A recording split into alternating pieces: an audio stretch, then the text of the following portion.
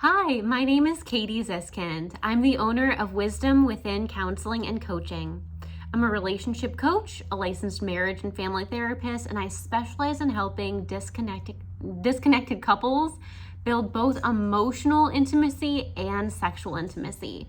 So if you're struggling with your sex life and feeling sexually rejected or like your partner is avoiding you, I would love to help you talk about sex in a safe and comfortable way. Overcome any religious shame, guilt, or fear that may have developed, and also give you a safe place to talk about your sexual desires, your sexual fantasies, and start to work together to create an amazing, passionate, erotic sex life.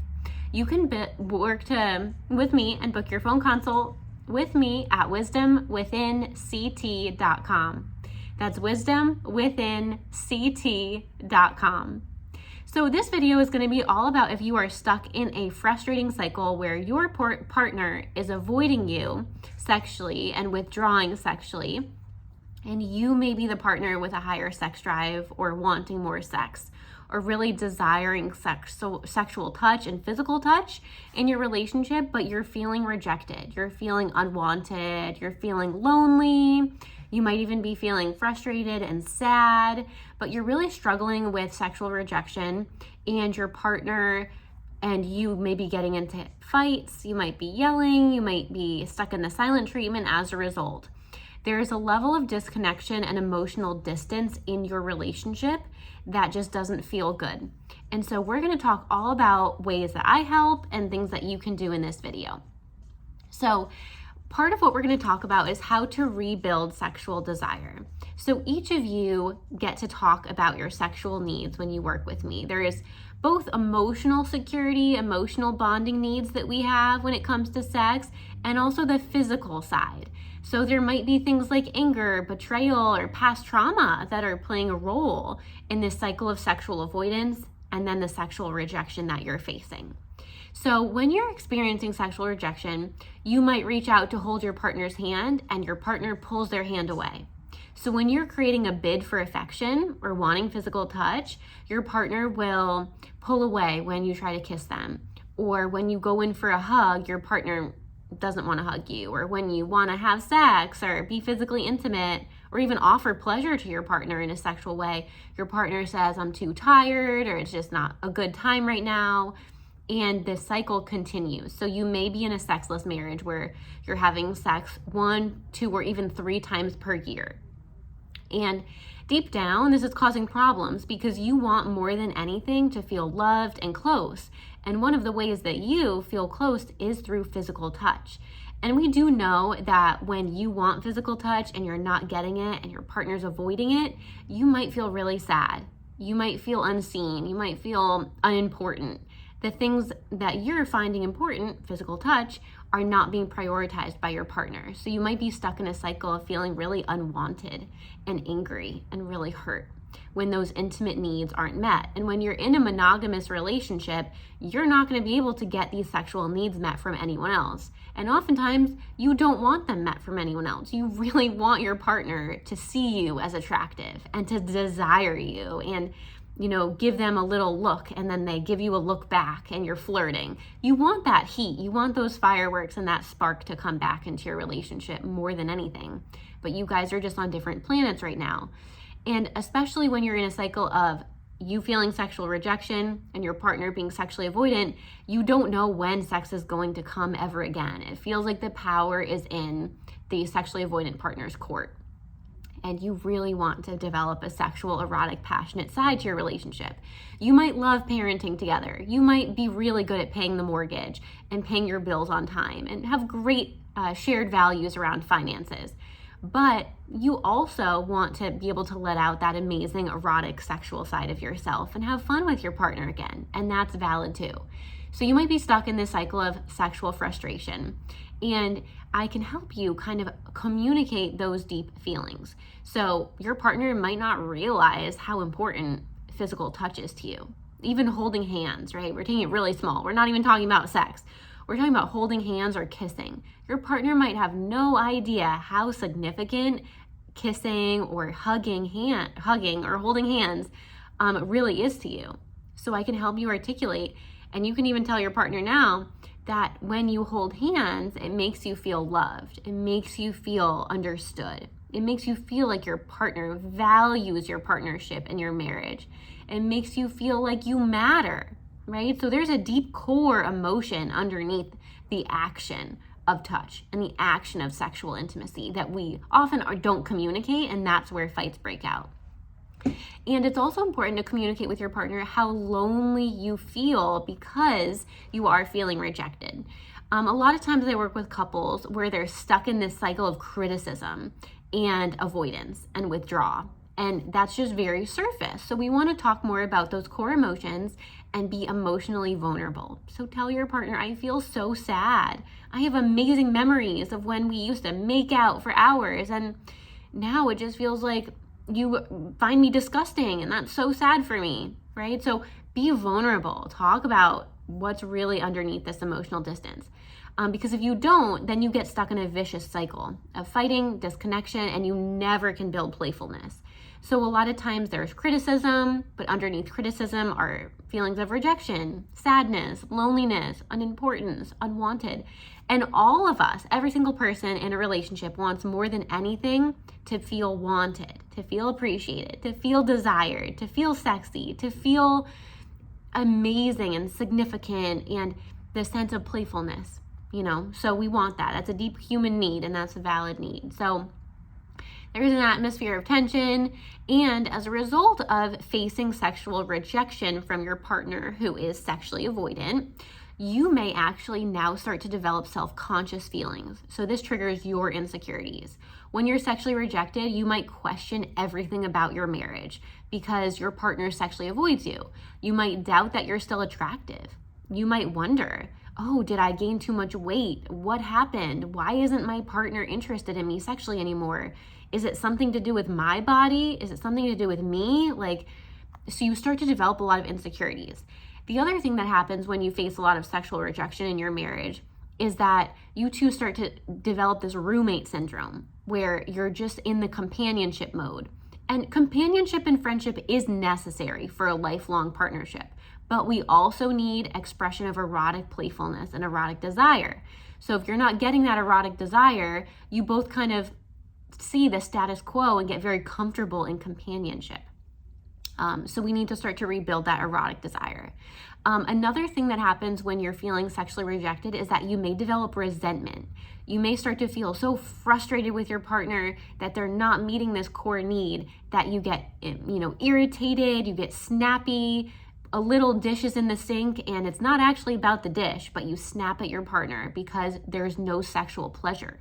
Sexual pleasure is amazing. It elevates mood. It boosts oxytocin in your brain.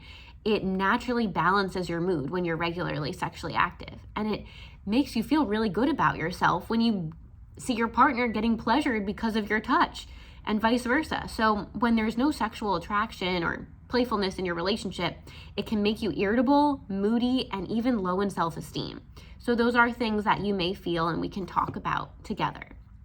So, another big piece that comes up when we're looking at an avoidant partner is that an avoidant partner may actually be struggling deep down with sexual performance anxiety. So sexual performance anxiety is something that takes a partner, let's just say your partner is a male, right? A male out of enjoying the moment. So sexual performance anxiety can go along with issues like erectile dysfunction. So your partner might be experiencing anxiety to perform sexually, which means they feel they have to have a hard penis, or your partner needs to maintain an erection, or, there's this expectation that they have learned from culture, society, from porn. Pornography often creates unrealistic expectations around real life partner sex. And so part of working with me is breaking down those unrealistic expectations. But your male partner might think, I have to have a hard penis. I can't lose my erection. And those thoughts are not about being in the present moment. Those thoughts are very anxiety-based and performance-based. So part of our work together is shifting from sexual performance, which is about future thinking, to just enjoying the moment and being mindful of the moment. And that's what allows you to have amazing sexual pleasure. And sometimes, a male partner needs more reassurance, more verbal reassurance in the moment to kind of lower some of that anxiety. So we talk about emotional safety. Another piece to sexual anxiety and sexual performance, is really understanding where these unrealistic standards come from. So pornography shows idealized bodies, people with large breasts or breast augmentation who've had surgeries and really idealized bodies that the human body doesn't really look like that. We also see people with lots of makeup, with fake eyelashes, and real human bodies don't look like what you see in porn. Pornography is erotic material, which means that it can easily arouse you sexually. However, pornography is not the same as real life sex. So if a male is watching a lot of pornography, he might believe that rough, fast, hard sex is what a good partner does. Or there might be societal norms from pornography that are really actually inaccurate and misinformation, such as you have to have a hard penis to be a good lover, which is not true. You don't need a hard penis to be a good lover. You can offer your partner sexual pleasure in a variety of different ways without needing an erect penis. But that sexual performance anxiety does create some erectile issues. Men often feel like they have to compete with what they see in pornography videos. So they have to live up to those unrealistic standards when, we would never look at a Hollywood movie and say, that's what married life should be, or that's really what married life looks like. Hollywood movies idealize marriage. They idealize romance. They show these great sex scenes, but real life isn't like that. Marriage is ups and downs.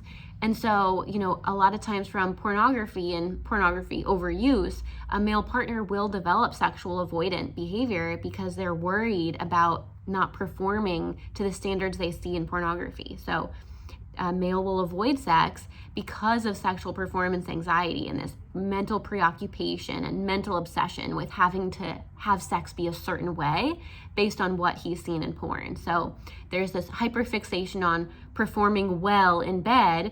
And, we have to kind of develop more flexibility around what does it mean to be a good lover? Because sexual avoidance often develops because your male partner doesn't want to disappoint you or let you down. But those standards are unrealistic. They're much higher. And so, due to sexual performance anxiety, a male partner won't be able to maintain his erection, and then he'll be disappointed in himself. And that creates a cycle of sexual avoidance and sexual frustration. There's too much focus and too much pressure on having an erect penis, and this creates a cycle of sexual avoidance. Sex becomes this emotionally charged topic, and there can also be shame for not living up to these unrealistic expectations set by pornography. And also a man may feel that he has to have an erect penis all the time in a sexual activity to be masculine. And so there's this culturalized, sexualized masculinity that happens from pornography. And if a man doesn't keep his erection, then he's no longer fulfilling that role of being a masculine partner. So there is this fear of sexual failure and a really heightened sense of way too much pressure on sexual performance. And this really takes a man out of just enjoying the moment, out of seeing the current experience. So holding hands, making out, French kissing, all of these, the beauty of foreplay, will be taken away if a man is just so focused on having a hard penis when it comes to penetrative sex. So another piece to this is that relationship counseling, relationship coaching, it really helps partners talk about these insecurities. Your male partner may not know that he can talk to you, and talking and building emotional vulnerability and talking about sex openly and sexual fears and sexual insecurities actually supports security in your relationship. It supports bonding. And so from more emotional security, you can have a more trustworthy bond, and that allows you to then talk about sexual needs, sexual fantasies, sexual urges, and overall increased sexual pleasure. Because if you're stuck in that companionship role, or even the anxiety of sexual performance, there is this focus on outcome and the end goal of penetrative sex rather than just having a genuine, flirty, sexy, passionate moment together. And emotional connection is a very important part of rebuilding your sex life. So there's emotional intimacy that are pieces of this, and there are sexual intimacy pieces of this. So you can start to work to overcome sexual shame and guilt, overcome sexual avoidance as a team, and really build a fulfilling, pleasurable sex life. Another piece of this is that when a male in particular watches pornography too much or has a pornography addiction, this can actually lead to kind of a sense of shame, a sense of guilt when a man doesn't meet these standards. And so a lot of times if people are raised in a strict religious culture or a very strict conservative upbringing that's very religious based, we can grow up with shame and guilt and anxiety around sex and our sexuality. And so a lot of times porn is the only access to sex positive or sex education. And so I start to offer you sex positive education, because porn really isn't education. Porn is people who are naked engaging in sexual activities, but it doesn't actually show adequate foreplay. So a big piece is when I work with couples, sex might just be, I always ask, what's your last sexual experience like? What has it been like together as a couple? And a lot of times, more often than not, partners tell me that sex is a few minutes of making out, and then we go right to penetrative sex, and the male partner ejaculates. And then the female partner is left sexually frustrated and not satisfied. And this is because there is a desire discrepancy. So what often we do is elongate foreplay. So a female body, a vulva owner, needs about 45 to 90 minutes of foreplay. And I want you to think of foreplay as the core of the sexual experience, as that should be like much longer than penetrative sex if you are considering penetrative sex. So a female needs 45 to 90 minutes of foreplay, and a male partner, a penis owner, really only needs about 5 to 8 minutes of foreplay. So if we look at the female body does need more time to reach the same level of sexual arousal or sexual desire as the male body. So this can contribute to issues in the bedroom. A female partner may feel sexually frustrated because her pleasure is not being prioritized. So one book that's really awesome to get is called She Comes First by Dr. Ian Kerner. And this book really talks about prioritizing female sexual pleasure. So having a female partner orgasm first, encouraging longer foreplay, developing a sense of sexual pleasure through fulfilling the desires, exploring erogenous zones, letting go of these expectations oftentimes set by pornography, and developing more connection in sexual moments.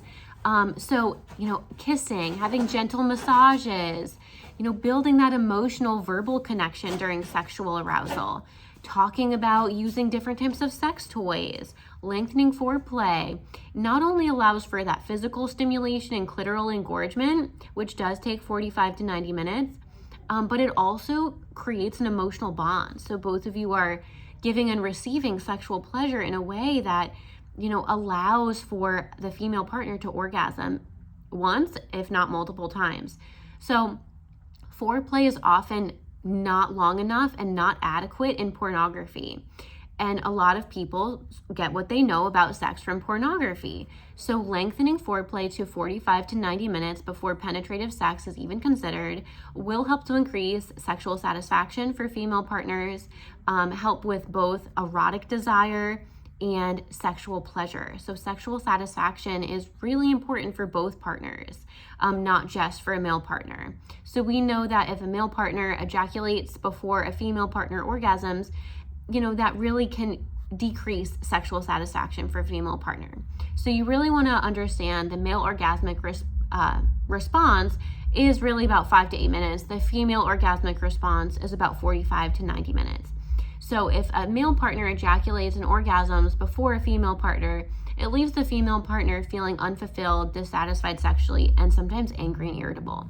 So we really do want to understand how the female body, the clitoris, the vulva, and the female sex organs work and need more time to reach that same level of arousal and engorgement. So there's an anatomical piece and a mental piece to increasing sexual satisfaction and sexual pleasure. So part of this is opening up the conversation and really having more foreplay. So foreplay is something that many sexually avoidant and sexually frustrated couples are not doing enough of. Foreplay can include watching pornography together versus watching it by yourself. Foreplay can also include reading an erotic book together, or talking about what you both like sexually and just verbally talking about sex. Foreplay can also include going through a yes, no, maybe list. Yes, no, maybe lists are awesome because it starts to open up the dialogue and improve communication between the two of you around what you would like sexually. And this also incorporates sexual bonding, and you're imagining different scenarios, and this increases sexual desire. Another piece to lengthening foreplay is exploring all of the erogenous zones, right? So we really want to use the entire body to improve sexual pleasure. And when sexual pleasure is improved, a female partner's pleasure is prioritized. She orgasms before a male partner one or multiple times. This can create bonding and emotional security. So there's a positive feedback loop between emotional security and sexual connection and sexual intimacy. So a lot of times we need to increase foreplay, and we need to gain sex positive education regarding the female pleasure system, which we don't get growing up, especially if you're raised in a strict, conservative, or very religious household. A lot of times we're told that, a female partner has to give to their male partner, or sex is just for procreation, or, males just don't get education on the female pleasure system and clitoral engorgement and what's needed to support the female orgasm. Oftentimes, too, when I work with couples who had a strict religious upbringing, sex toys are considered taboo, whereas sex toys can actually be like an assistant. They can, be an additional form of sensation and an additional form of pleasure. And sometimes in very strict conservative religious upbringing, we're told we don't need to give or receive oral sex because we just need to have sex for procreation and baby making. And so we start to, in coaching sessions and counseling, we really start to expand upon talking about oral sex, the value of giving and receiving oral sex. There's pleasure in having your partner's genitals in your mouth, but there can also be a sensory experience. The saliva can be a new feeling, or having your partner's genitals in your mouth can be a little bit new or unfamiliar. So we start to work through all of these so that you can both give and receive oral sex in a confident way. And we don't learn these things growing up. So it's totally normal if you're stuck in a cycle of sexual rejection and sexual avoidance.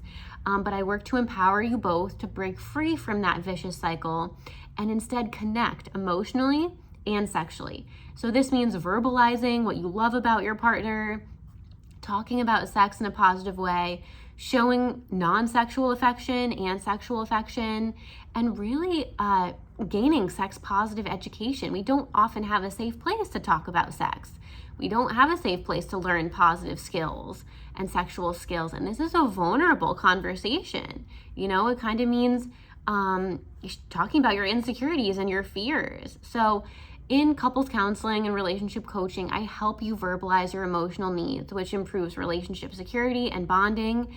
And you can learn about the female pleasure system. You can talk about incorporating sex toys. You can bring sexual diversity, spontaneity, and novelty into your relationship. You can learn how to lengthen foreplay and build a loving, close, meaningful, erotic, and sexually pleasurable relationship. So I'm Katie Ziskind. I am a specialist when it comes to emotional connection and sexual intimacy. I help distressed couples who are stuck in a cycle of sexual avoidance and sexual rejection, and that leads to marital loneliness and sadness and deep feelings of sometimes anger and criticism. So if you're stuck in that cycle and you want to rebuild your sex life, I would love to help you do so. I meet with you on video, and you can start by booking your free phone consultation to work with me to build sexual confidence and a sense of love and connection through physical touch in your marriage by going to wisdomwithinct.com. That's wisdomwithinct.com. I hope you enjoyed this video and got some sex positive education from it. And if you're looking for one-on-one help, I love helping couples. You can build emotional connection and bonding, as well as sexual passion, and rebuild sexual desire from working with me.